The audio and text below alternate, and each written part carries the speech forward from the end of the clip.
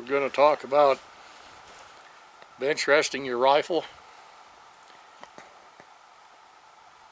About 55 years ago,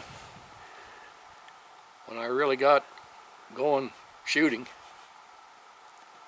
doing a lot of shooting, developing my own loads.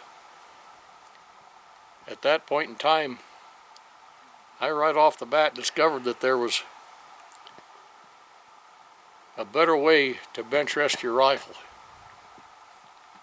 And I've explained this before in another video, but we're going to tie this into, not only just bench resting your rifle, but for practice at longer range.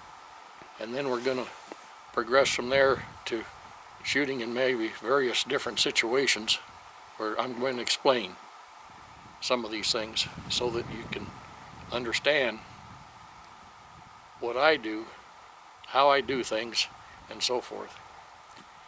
Right now, I'm going to show you a technique that I've shown before. When I bench rest my rifle, I don't put my hand back here. I don't put my hand back here because that doesn't give you solid control of the rifle. Everything's always constantly moving. As soon as you get into the rifle like this,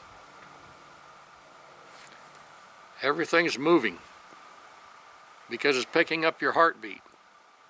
You got to understand you're looking through a scope with magnification.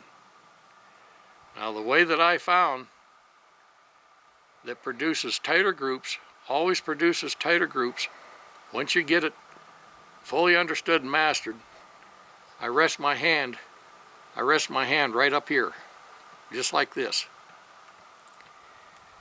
You get into the rifle, the reticle on target.